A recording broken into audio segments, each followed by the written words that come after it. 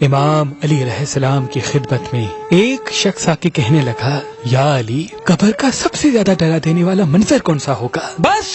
یہ کہنا تھا تو امام علی علیہ السلام نے فرمایا، اے شخص، قبر میں سب سے ہیبتناک اور خوفناک منظر اس عورت کے لیے ہوگا جو اپنے شوہر کی نافرمانی کرتی ہے۔ یاد رکھنا،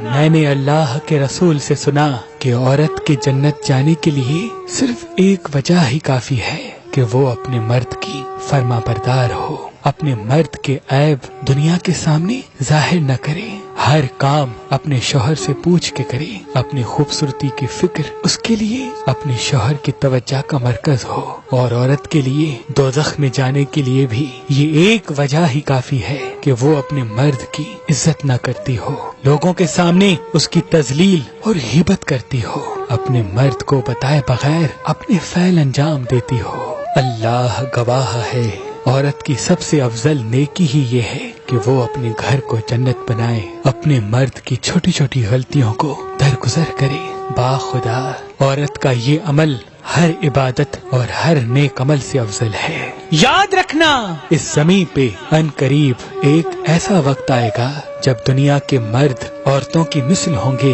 اور دنیا کی عورتیں مردوں کی مثل ہوں گی۔ اس وقت عورتیں نہ تو اپنے مردوں کی عزت کریں گی اور نہ ہی اپنی زندگی کے فیصلے اپنے مردوں سے پوچھنا چاہیں گی۔ ان کے بناؤ سنگار کا مرکز غیر مرد کی توجہ ہوگی اور مرد اپنی عورتوں پہ خرچ کرنے سے منہ موڑیں گے اور غیر عورتوں پہ فخر سے خرچ کریں گے۔ اے شخص، جب یہ وقت آ پہنچے تو سمجھ جانا قیامت آ پہنچی ہے۔